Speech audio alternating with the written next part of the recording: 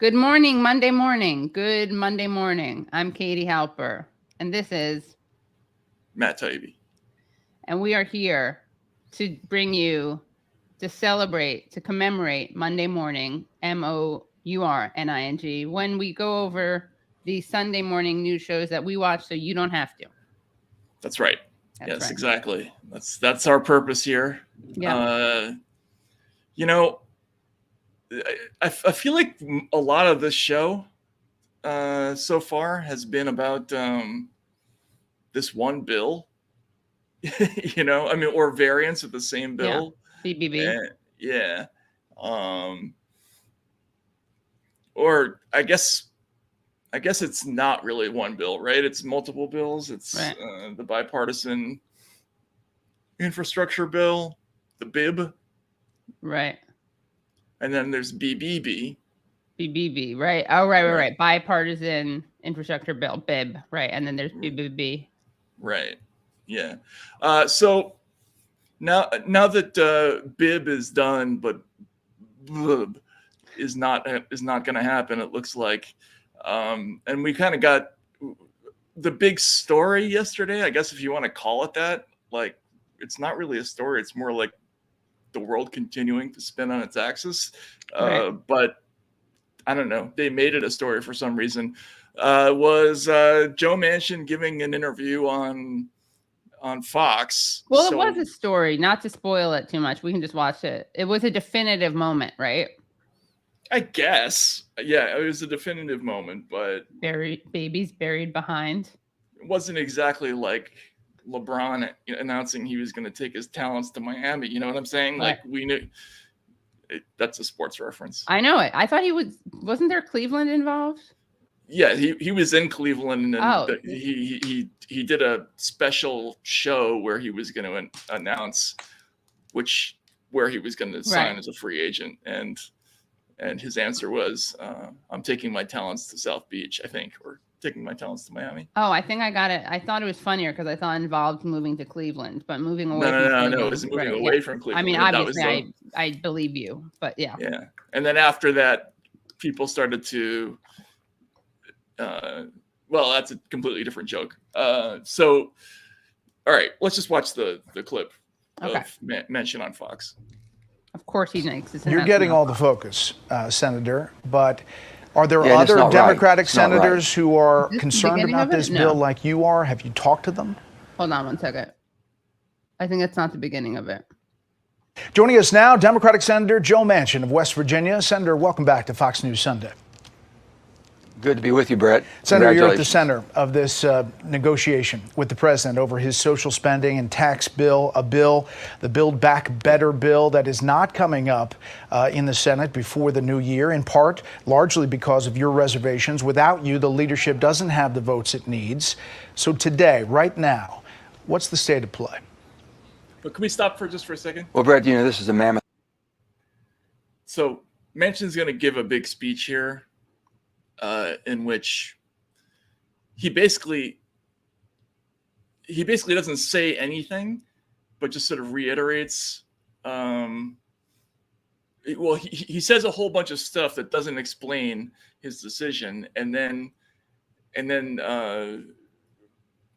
Brett basically doesn't challenge him on any of it, or even try to elucidate any of the things, of the sort of non-things that he just said at great length. Right. So it's kind of an amazing, non-interview. Right. It's a non-statement followed by a non-interview, which is really, it's impressive, I would say. Like, the core purpose of these shows is to be a messaging platform for people who are just lying. Yeah. And so they have to have this format where people say things that are just sort of blatantly either obfuscatory, untrue, or they're just saying nothing at all. And the hosts have to be really good at just kind of, continuing along as that happens. So anyway, it's amusing. Manchin's speech is amusing, and then but the reaction of it. Yeah, the reaction is even funnier. Okay, let's start from the beginning. Now that you said that, it's only a couple. Joining us now, Democratic Senator Joe Manchin of West Virginia. Senator, welcome back to Fox News Sunday. Good to be with you, Brett. Senator, you're at the center of this negotiation with the president over his social spending and tax bill, the Build Back Better bill that is not coming up in the Senate before the new year, in part largely because of your reservations. Without you, the leadership doesn't have the votes it needs. So today, right now, what's the state of play? You definitely had face work there. Well, Brett, this is a mammoth piece of legislation, and I had my reservations from the beginning when I heard about it 5.5 months ago, and I've been working diligently every day and every minute of every day. I've been working on this, meeting with, whether it be the President Biden, whether it be Majority Leader Schumer and his staff, whether it would be with Nancy Pelosi, all of my colleagues, from all different spectrums of the political spectrum, if you will, from the right to the left. That's a great line. I've done everything humanly possible. All the different spectrums from the political. And my concerns I had, and I still have these concerns. And where I'm at right now, the inflation that I was concerned about. Where are you at? It's not transitory. It's real. It's harming every West Virginian. It's making it almost difficult for them to continue to go to their jobs. The cost of gasoline, the cost of groceries, the cost of utility bills. All of these things are hitting in every aspect of their life. And you start looking at then you have the debt that we're carrying at $29 trillion.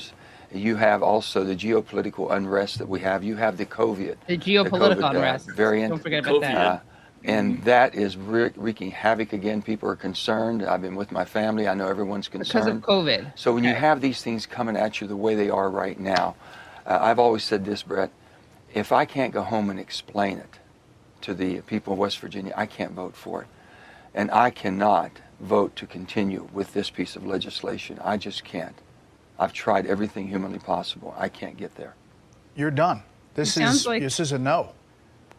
He sounds like someone who has some weird pathology that he's trying to root out of his heart. Who? He's tried Manchin. He's like, I've tried everything and I just can't get there. Here, listen. He is like impure thoughts or something. I just can't. I've tried everything humanly possible. I can't get there. You're done. I'm still masturbating 11 times a day. Yeah. This is a no. Imagine now that you've said that, imagine this whole thing is about him saying he can't stop masturbating. It's a no to stopping masturbating. I've tried everything humanly possible. I can't get there. You're done. This is a no. I've given up trying to stop. On this legislation, I have tried everything I know to do. And the president has worked diligently. He's been wonderful to work with. He knows I've had concerns and the problems I've had. And the thing that we should all be is directing our attention towards the variant, the COVID that we have coming back at us in so many different... Can we stop? Yeah. So basically it's like his answer is completely nuts, because what he basically says is, there's inflation and COVID, and which is making things hard on people. So therefore, I'm not going to vote for a bill that would alleviate some of that pressure. Now, you can have objections to this bill. I'm not going to say that that's not possible. Sure. But to say that inflation and COVID are reasons not to vote for this bill is counter logical. Yeah, it's sort of counter logical. So he does that. He goes into this whole spiel, and then he does this whole I can't stop masturbating. I can't stop masturbating. There's nothing. I tried everything. My hands are tied. My hands are tied. As Tony Plow said in the comments. Yeah. Yeah. And then sort of Brett Baier says, so that's what you just said then, right? And he's like, yes, that's what I just said. That is what I said. You're a no.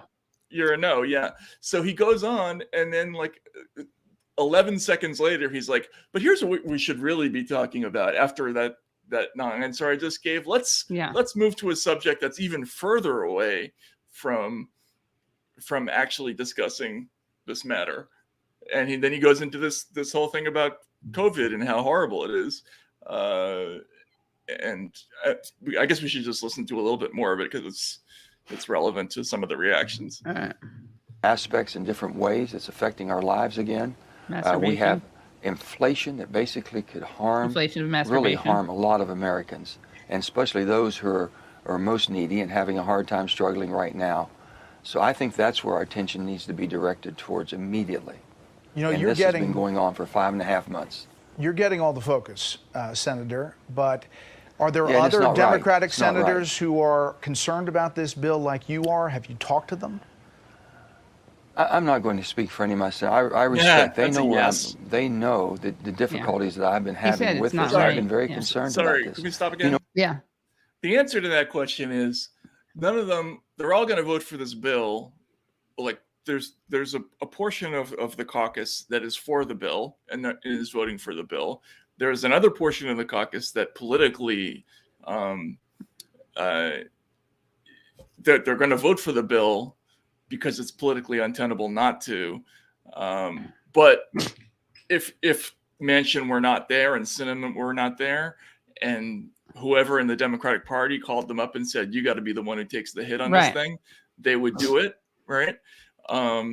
What he's really saying there in this answer is, I'm not going to like talk about the other people in the bill who, you know, are on the bench waiting to step into my role if I were to get hit by a truck, but there are some, you know. Right. Sorry, I have to read this comment. He's 66 devil, 44% wild boar. He does really have a. I first got to the Senate back in 2011. By the way, he also is saying it's not right. Like he's complaining about it. So obviously he's saying he's not the only one who would. Of course, which is true. That's fall the one on his sword. Yeah. He cannot stop masturbating to the idea of denying seniors their health care. I mean, that's hot. What can you say? Yeah. You know? In West Virginia. I respect. They know they know the difficulties that I've been having with this. Wait, hold on. But again, I cannot stop thinking about the masturbation thing. Okay, so watch him say it's not right. Okay. I think that's where our attention needs to be directed towards immediately. You know, this has been going on for 5.5 months. You're getting all the focus, Senator, but are there other Democratic senators who are concerned about this bill like you are? Have you talked to them? I'm not going to speak for any of my senators. I respect. They know the difficulties that I've been having with this. I've been very concerned about this. You know, when I first got to the Senate, back in 2011, I was having a meeting on armed services. And at that time, Admiral Mike Mullen was the chief of the Joint Chief, head of the Joint Chiefs of Staff. And I'll never forget. In this hearing, he was asked the question, "What's the greatest threat the United States of America faces?" Yeah. And I'm thinking I'm going to hear something in basically military threats we might have around the world. Without blinking an eye, he said the debt of our nation is the greatest threat. Now the debt was $14 trillion then, Brett. It's $29 trillion now. Inflation is real. It's not going away anytime soon. We don't know when the end will come. So let's There's a lot of people hurting right now. This COVID we're fighting on a daily basis, and it's coming at different angles at us, if you will. Inflation make the These debt are serious less things. Of a problem? There's a lot of good, but that bill is a mammoth piece of legislation, a mammoth piece. And when it's done even through regular order, it would be a tremendous, huge undertaking. So Democrats obviously are frustrated in your caucus, progressives especially. But they point to what they've been doing since the first part of this. The Senate, the conventional wisdom is the longer it goes, it was going to be trimmed down. But the House passed bill was at $2.2 trillion, down from Bernie Sanders' $6 trillion, the initial pitch, which was lowered to $3.5 trillion, now comes in just under $2 trillion. So your number at the beginning was 1.7. Where is the disconnect that you are now a no? You can't get to yes? Well, if you're a Democrat, you're pushing you? Yeah. Well, Brett, first of all, when this all came about and I went and spoke to the leader, Schumer at that time, and I explained to him where I was and the concerns I had. And at 1.5 trillion is where I thought the most that we could do if we just did it and basically took care of the things that we thought were the highest priorities. As you call it, Bernie. I think what we can do is if we think of this bill as a bill that's putting money into that messes it up. I was trying to make it so we could keep thinking he was talking about masturbation. But what it could be is that it's a bill that's going to put money into some kind of masturbation prevention or masturbation penalization penalizing program. We'll beat this together. Yeah, we'll beat this together. And then at the end of the day, he keeps bullshitting. He keeps stalling. He keeps pretending he's maybe going to vote to fund this thing that'll stop masturbation, but he can't. But he can't do it. I see. Yeah. I'm kind of watering it down though. Started at $6 trillion. Like I think he was sincere what he thinks needs to be done, and the changes he would like to make are social changes. Then they went to $3.5 trillion. That went down to 2.2 from the House side, and even at 1.75. The thing that never changed, Brett, was basically the same amount of things that they're trying to accomplish by just changing, if you will, the amount of time that we can depend on them. So if you're going to do something and do it, pick what our priorities are, like most people do in their families or their businesses, and you fund them for 10 years, and you make sure that they deliver the surplus for 10 years. So, you're dismissed. So Manchin does this thing. Interesting that he chose to do it on Fox. Right, of course, yes. There's a little bit of signaling there. I'm not sure what that is. Is that Dino signaling? It's there's Rhino, Republican in name only. Yeah, I know, but it's a little bit of a gift to the other Democrats. It's I'm gonna go over and give Fox the exclusive on this vote, which proves my treachery. So he's being even more in character. Right, I see what you mean. So Democrats can use it. It's a gift in that way. Yeah, again, they're just not that that's his intention. Yeah. So the reaction was interesting. We could start with this reaction from Ayanna Pressley. No, from Podhoretz. Right, Podhoretz. Yeah, let's go to the videotape. Let's go to Meet the Press. And this is chosen by our producer Matt Wilson. Yeah, I think it's funny. And this is a guy from Commentary Magazine and the New York conservative outlet. Yeah, and the New York Post. I think he's the founder of Commentary. Anyway, conserve. John Podhoretz. I don't know how Joe Manchin he's steltering. Could have made it any clearer beginning in March of this year that he was not going to support this bill. He said $1.5 trillion. That's what I'm in for. Looks like a penis. Then the bill comes out. It's $6 trillion. It's $3.5 trillion. It's either $2 trillion, $2.2 trillion, $1.75 trillion. He's got a frog in his throat. He told Chuck Schumer, really quite. My number is $1.5 trillion. He yeah. wrote an op-ed in the Wall Street Journal saying my number is $1.5 trillion. That is Joe Manchin. That has been Joe Manchin all year. It is malpractice for the political malpractice on the part of the Biden administration that they did not take him at his word. They do not have a big majority. They have a 50-50 Senate. He said, if you go this way, I'm a no. And they kept saying, don't say you're a no. Let's negotiate. Let's negotiate. Let's negotiate. They snatched defeat from the jaws of victory. They had victory on the bipartisan infrastructure bill, and they held it until way later than they could have had it and then touted it. And here they are right now with a huge loss at the end of the year. This is very bad politics. And the idea the idea that what this demonstrates is that Biden has some kind of political talent for getting big bills through. That has now been exposed as a sham and a delusion. This is a terrible political outcome. The lower one half of the worst I think we've seen for a first-year president ever. All right. So, do you want to go to the next response to it? Yeah, might as well. Might as well, right? So now for some other news, that's not the right transition. And now for what is it? And now for something completely different. Yeah, that's the Monty Python thing, but it's not completely different. It's a different reaction, but it's the same topic. Same topic. And now for some reaction that's completely different to the same topic. Let's go to State of the Union, which we never cover on the show. I think we owe an apology to Jake. You were right. Let's get your reaction to the news that West Virginia Senator Joe Manchin says he's the very beginning of it. It is vote. Right. Sorry. So he's saying that you were right in wanting to make the Build Back Better and infrastructure bill one bill, right? That's what he's saying. So, Congresswoman, you were right. Let's get your reaction to the news that West Virginia Senator Joe Manchin says he's not going to vote yes on Build Back Better. Jake, to be clear, my lack and deficit of trust was about Senator Manchin. He has continued to move the goalpost. He has never negotiated in good faith. And he is obstructing the president's agenda, 85% of which is still left on the table. And sorry, 1 second. She has to be able to get her hands on a better background. Yeah.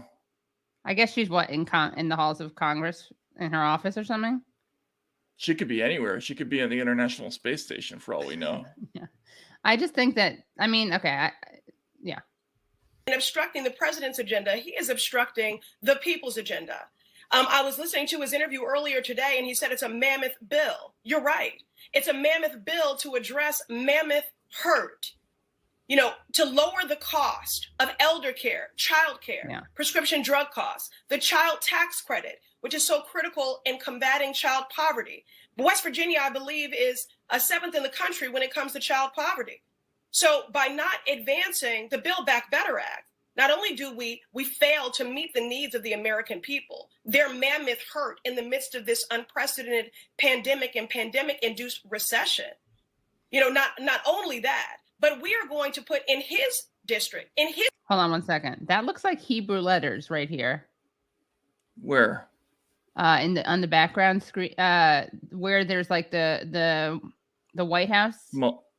In red, right. Or the mall, whatever. The blue things. Don't they look a little bit like Hebrew letters or Yiddish letters? Anyway. Wow, I sound like a total anti-Semitic conspiracy theorist. Well, you are that. It's true. Self-loathing conspiracy theorist, I can say, yeah. Right. 50,000 more children at risk of going back into poverty by not advancing the Build Back Better Act because the child tax credit is in that and it expired on Friday. Moreover, in his interview, he spoke about inflation. We know that there is inflation because of the impacts of this pandemic. So the most responsible thing that we can do is to pass the Build Back Better Act. We cannot allow one lone senator from West Virginia to one lone wild boar obstruct the president's agenda, to obstruct the people's agenda. Jake, all I want for Christmas is a senator that has compassion for the American people and not contempt. Ooh. All right. And let's just do the Bernie thing. Yeah, this is the triumvirate. We have you and I are probably going to have an argument about this. So let's watch the Bernie. All right, let's watch this. Manchin of West Virginia has just said he is By the way, no just one quick on point. President Biden's one quick point. Legislation. You know, during the primary, one of the things that Joe Biden ran on was his ability to get things done, his ability to work with members across the aisle, right? He was a creature of the Senate. Bernie has been running around the country trying to get this bill passed. I just want to say that. And we now have someone who's neither the great the moral clarion as Joe oh my God, what is her name? I can't believe it. It's like my subconscious is trying to shield me from all the hurt. Joanne Reed once called him. So we have neither the politically the pragmatically gifted guy. He's in power, but he's not doing it. And then we got Bernie, who, I mean, if you're not going to get it done, you might as well have someone with vision in office. That's all I'm saying. All right. Joe Manchin of West Virginia has just said he is a no on President Biden's cornerstone legislation, Build Back Better. Take a listen. I cannot vote to continue with this piece of legislation. I just can't. I've tried everything humanly possible. I can't get there. I'm whacking off right now. This is a no. This is a no. Got some pocket pull on this going legislation. I have tried everything I know to do. Joining us now exclusively to react, the man managing the legislation, Senate Budget Committee Chairman Bernie Sanders of Vermont. So Senator Sanders, Chairman Sanders, Senator Manchin says he can't get there. This is a no. He's tried everything. What's your reaction? I was able to control my impulses. I think he's going to have a lot of explaining to do to the people of West Virginia. To tell them why he doesn't have the guts to take on the drug companies and lower the cost of prescription drugs. why he is not prepared to expand home health care. West Virginia is one of the poorest states in this country.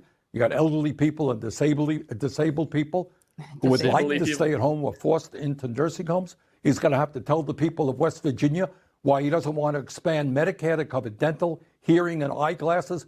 I've been to West Virginia a number of times, and it's a great state, beautiful people. But it is a state that is struggling. And he's going to have to tell the people of West Virginia why he's rejecting what the scientists of the world are telling us, that we have to act boldly and transform our energy system to protect future generations from the devastation of climate change. You know, what's going on now, Jake, in Washington is the big money. Can I just say very quickly, Bernie seems to be the only decent grandfather out there.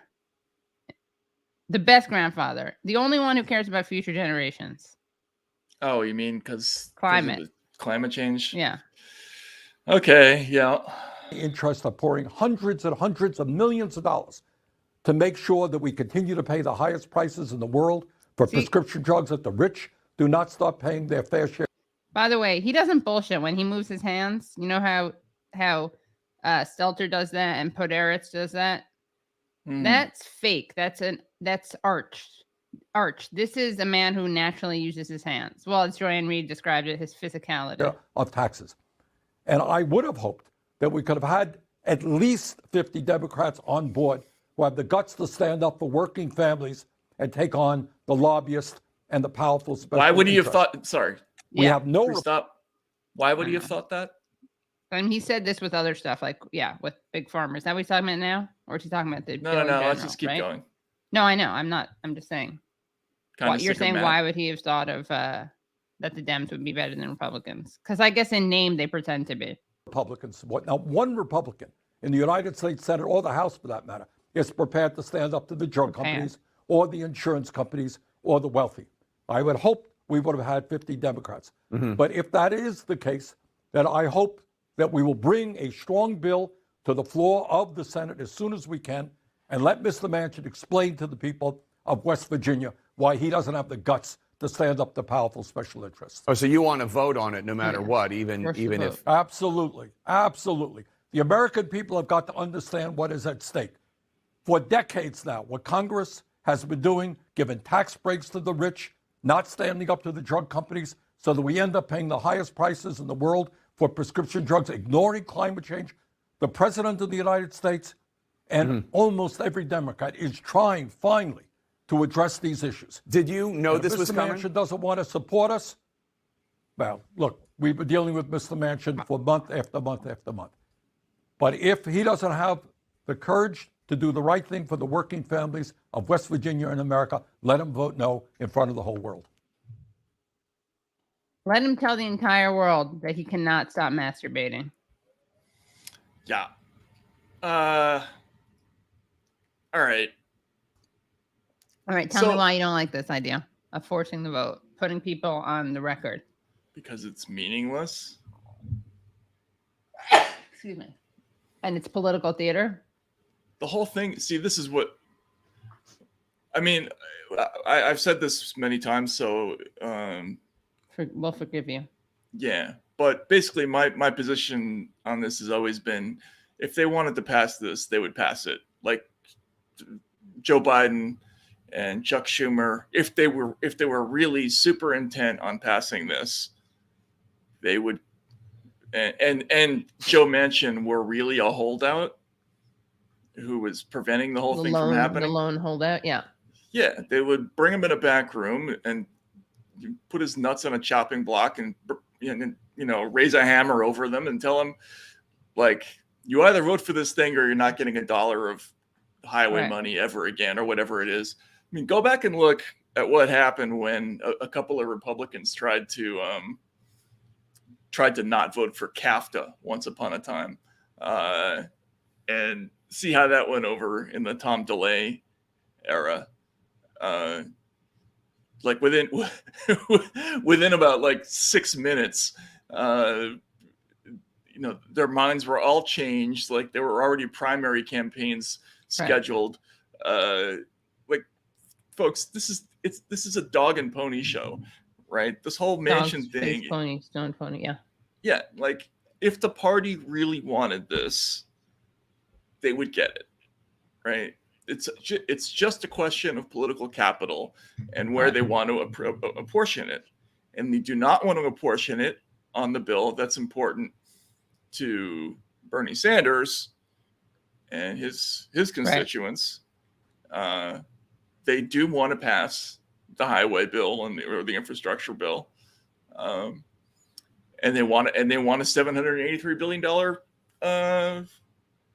Or was it 63 or 83? 783 billion defense spending bill. Yeah, breaking the record again. So for me, this and I think Bernie knows this, and I think my guess is that he is looking at this through the lens of, I'm the Senate Budget Chairman now. I have a lot of power to do a lot of good things for people of Vermont.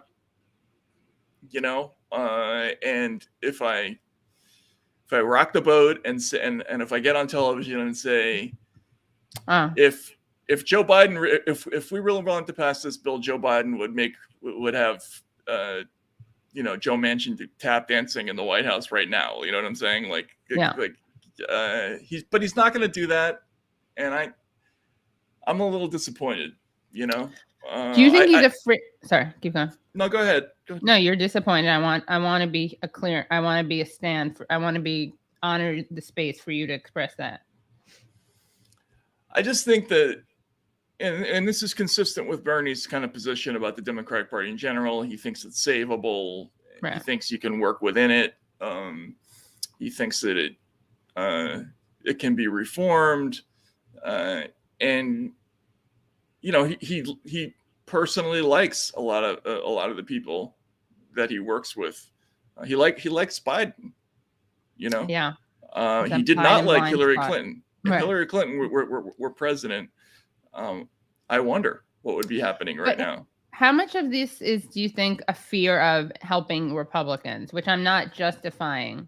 I'm not justifying, but do you think that's part of it? Like he has some PTSD I think that there's two levels. Like he has personal PTSD from being blamed for getting Trump into office, even though he did more to try to elect Hillary Clinton than Hillary Clinton did herself. And then I think he also just ideologically does believe that he believes that the Democrats enable Republicans by their shitty politics. Like he talked about Obama's failed business model, or the Democrats' failed business model and how they were able to hide behind a charismatic president in Obama. So he gets it, but do you think he's just but it would just be too big? Like there is such a substantive difference between Democrats and Republicans that I don't want to do anything that'll help Republicans or harm Democrats. Which I'm not saying this is not me wearing Bernie glasses. I'm not saying this is the right decision. But I'm just wondering if that's part of it, as opposed to just.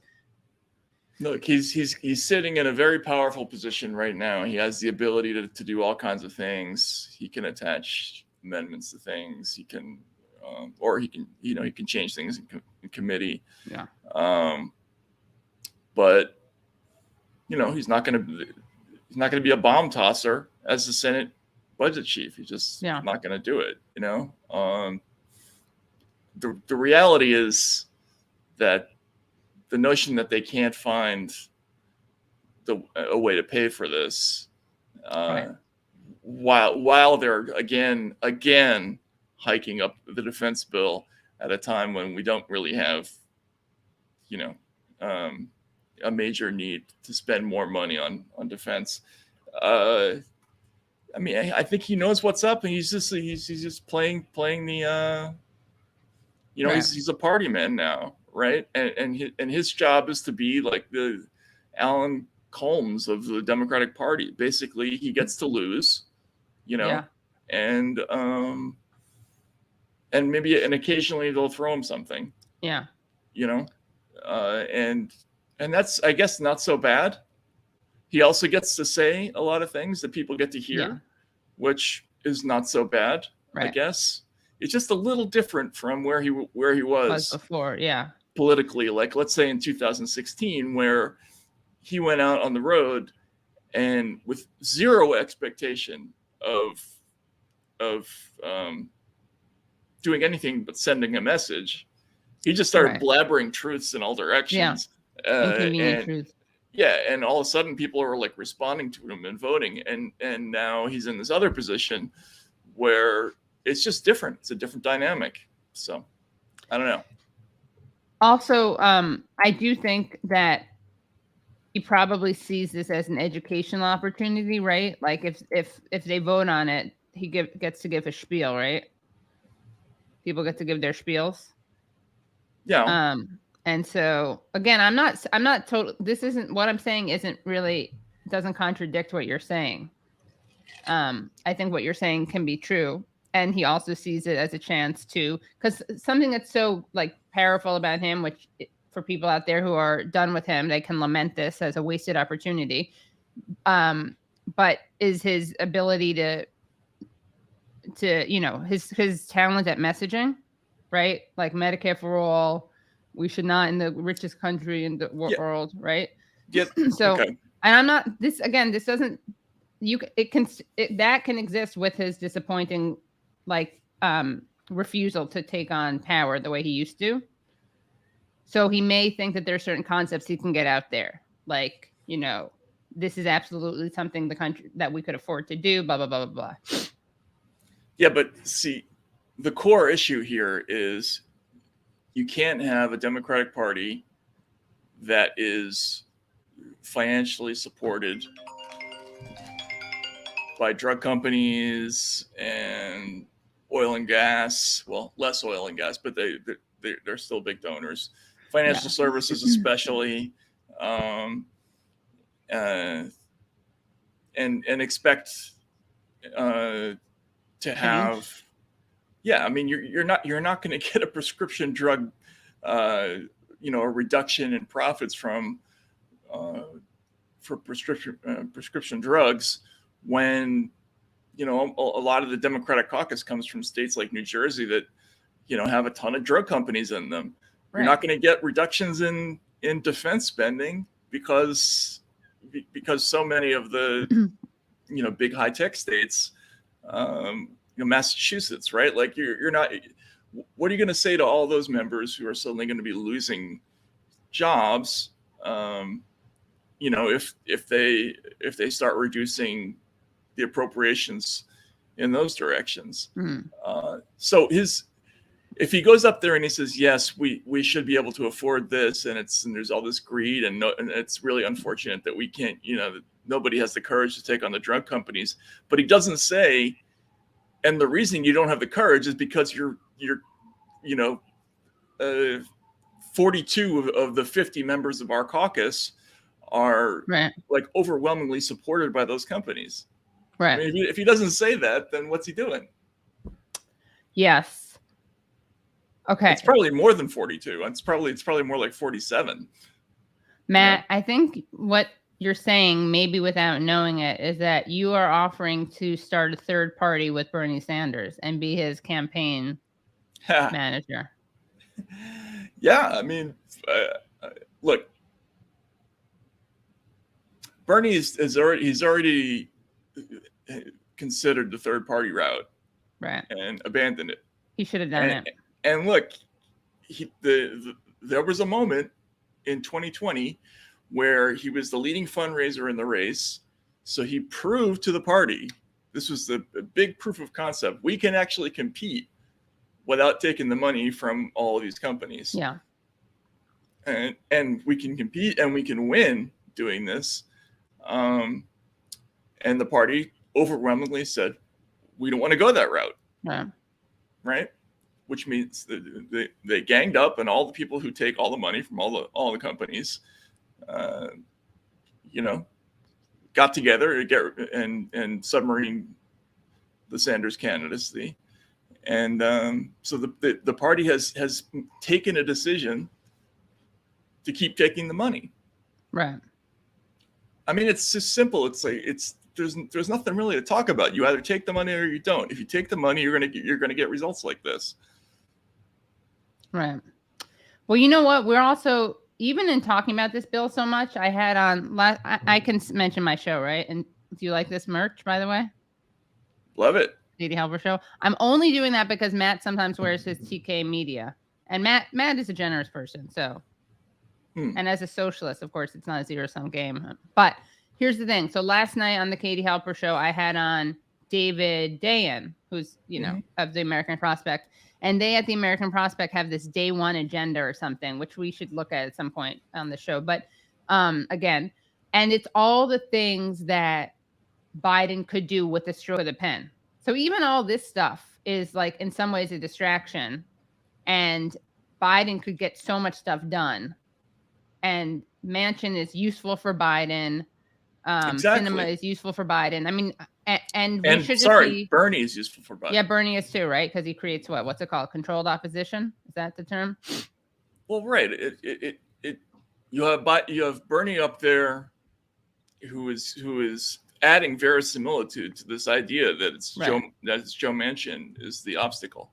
Right. If Bernie got up there and said, "This has nothing to do with Joe Manchin. This is because Biden doesn't want the bill. The party doesn't want the bill." Right. Yeah. But what we should all be doing is just basically doing to Joe Biden what you say Joe Biden could do to Joe Manchin. Because first of all, I think part of Manchin's fetish is having his nuts in a vice. So that wouldn't help. That would just encourage his behavior. Second of all, we should just do that and be forcing Biden to, stop this bipartisan gridlock dance, dog and pony show, and just fucking sign things. Get him through, get him done. And at least he'll be getting something done. He won't look impotent, which he does now. Who, Biden? Yeah.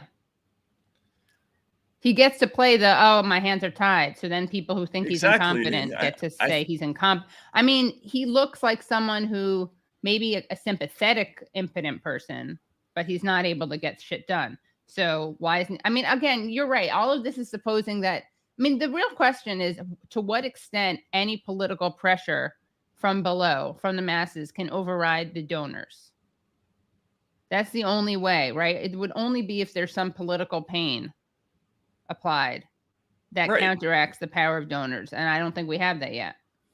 Well, we would if people were willing to punish the party a little bit more. Right.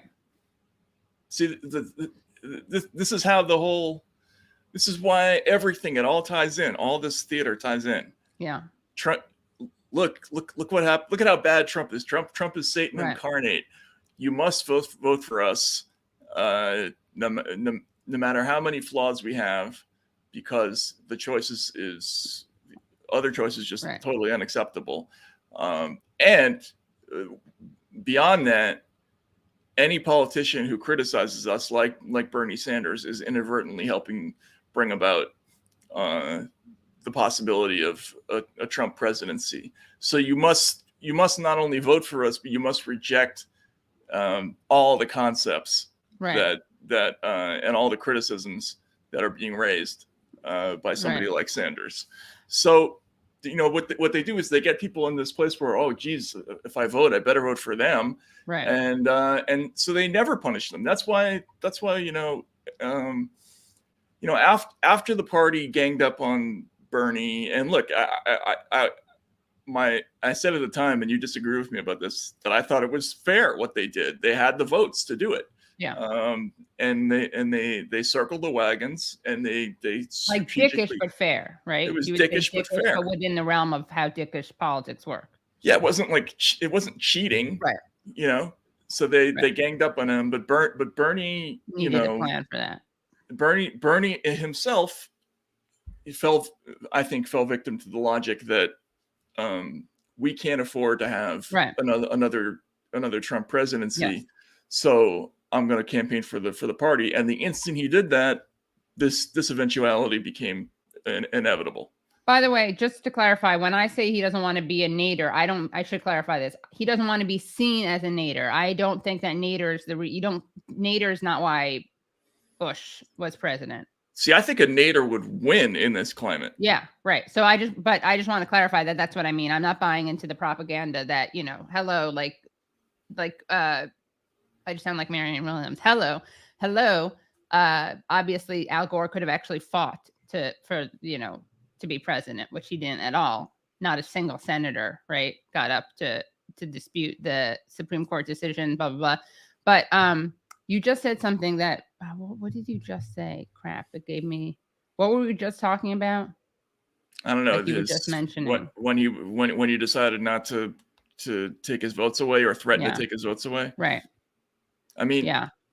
Let's run Nader. Why don't you be Nader's? No, Nader wouldn't win. Look, anybody would win. If the two choices were Trump and Biden and some third person who just said, I have no platform at all, except that I am not taking money from any major corporation. Like I literally have no positions on anything. My only position is that I promise to work for the people who put me in office, which are the voters. That if a person got up and just said that person would win, as long as the person was not clinically insane and technically alive. I think that person would win in any hypothetical electoral scenario with Trump and Biden. I do think that one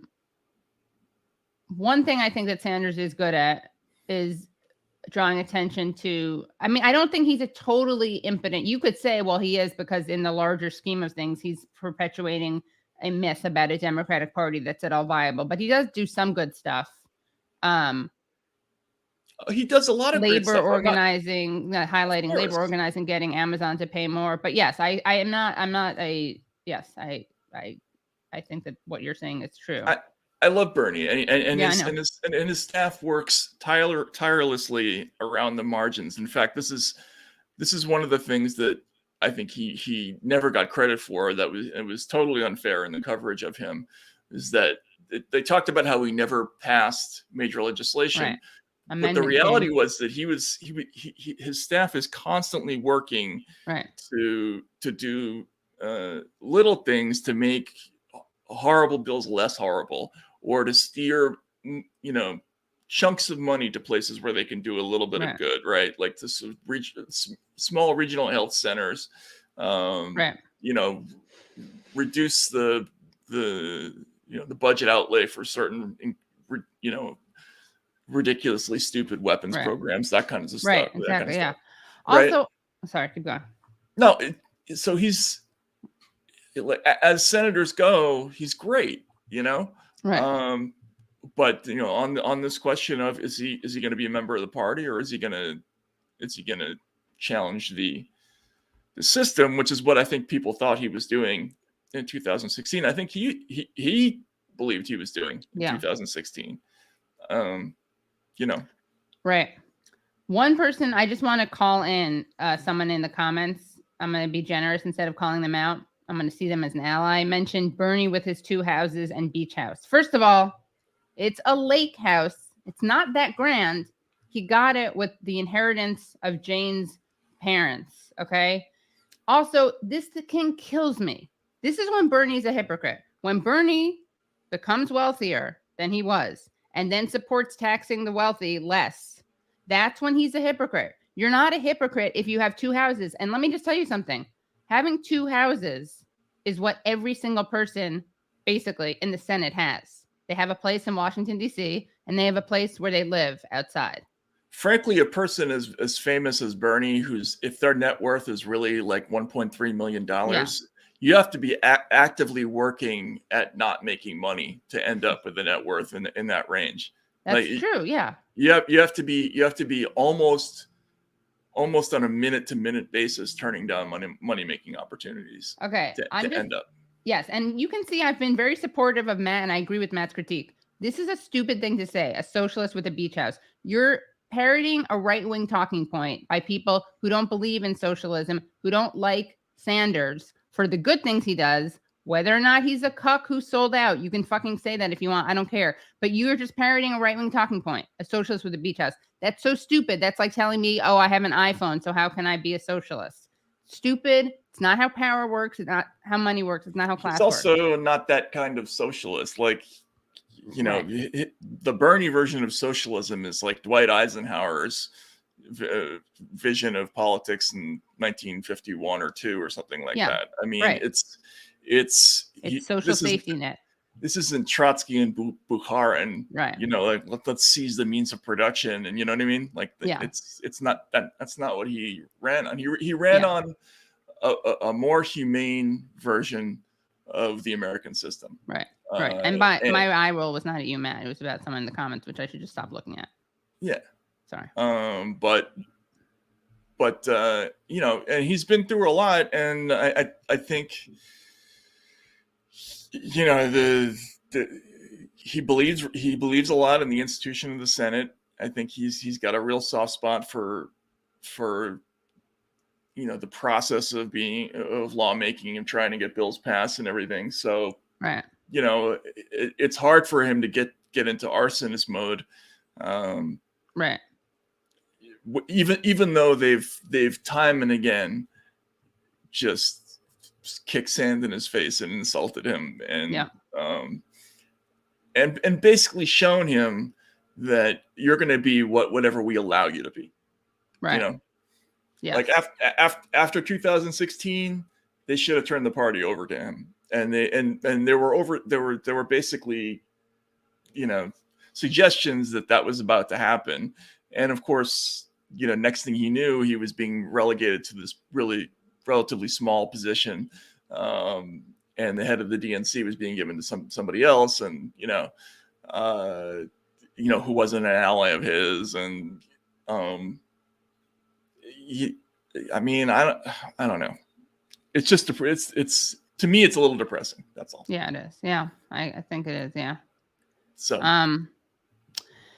Yeah, guys, the real enemy is not Sanders, even though, I mean, you could say he's sheepdogging, right? That's what I think people say. But I'm more annoyed with these certain arguments. You can make the argument, just if you want to say stuff about Bernie, just say what Matt says. This whole bullshit about a beach house, and it's not a beach house, okay?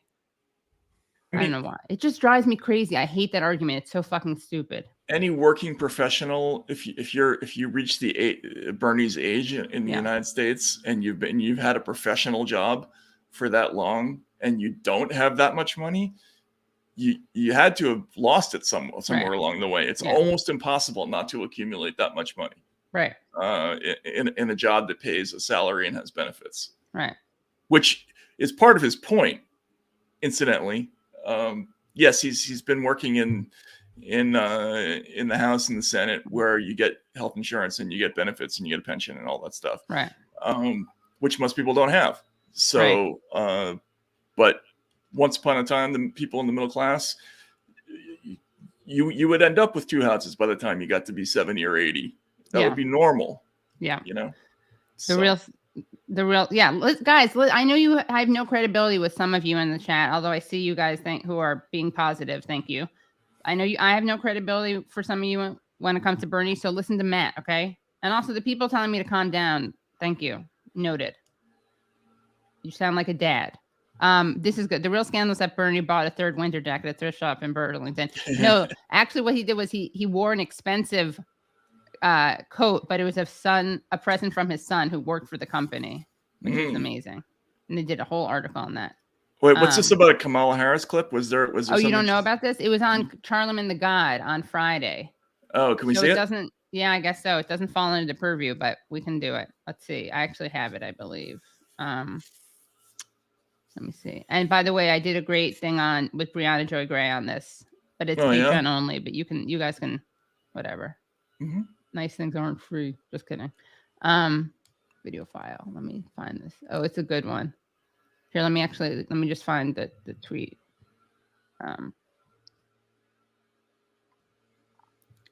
What else? While I'm doing that, tell people about how you celebrate the holidays. Well, I got 3 little kids, so all of whom are atheists. Just kidding. Actually, you know, that's an interesting question. You know, I am basically an atheist. I mean, I was raised a Catholic, but I haven't been to church in however many years, right?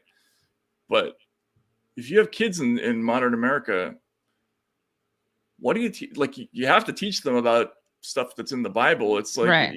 it's necessary for they're going to miss every reference to every piece of But literature. you just teach it like it's a fairy tale. Well, or science fiction or fantasy. Yeah, I don't even bother with the commentary. I just sort of read them the stories and explain them. Right. You know. Yeah. You're like, I mean, so I read there's them other this stories total too. dick who wanted this guy Abraham to kill his son. Can you believe it? What a fucking sadist that guy is. I didn't tell that story yet. Oh, yeah. That one's a little. At least it's a happy ending. Yeah. Samson and Delilah. Well, that was a fun one to tell. Yeah. But, Oh yeah, that is like a Greek myth almost. Yeah. All right, here we go. Okay, 1 second. Let me just turn up the volume. Hold on. Let me take the scrolling thing down because we don't need to block the thingy. All right, 1 second. Ah, shit. All right. Okay, this is great. So you're going to see, this is Charlemagne the God interviewing Kamala, and you're going to hear some intervention from someone who is Simone Sanders, famous for lying about that, famous for lying and saying that the CDC had said it was safe for folks to vote, even though it didn't say that. And she should have been fired and banished from political life, but she wasn't. And she's Kamala's press person and was a senior advisor for Joe Biden, which is when she lied about COVID. Who's the superhero that's going to speak against Joe Manchin? I want to know who's the real president of this country. Is it Joe Biden or Joe Manchin?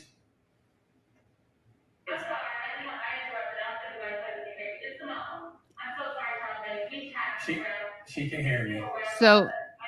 So she goes, Simone Sanders goes, I'm so sorry. I don't think Vice President heard you. Okay. Okay. Can you hear me, Madam Vice President? They're acting like they can't hear me. They're acting like they can't hear me. So who's the real president of this country? Is it Joe Manchin or Joe Biden, Madam Vice President? Come on, Charlemagne. It's Joe Biden. I can't No. It's Joe Biden. And don't start talking like a Republican about asking whether or not he's president. Do you think Joe Manchin is a problem? It's Joe Biden, and I'm vice president, and my name is Kamala Harris. And who's the superhero that's going to speak against? Okay, so that was interesting.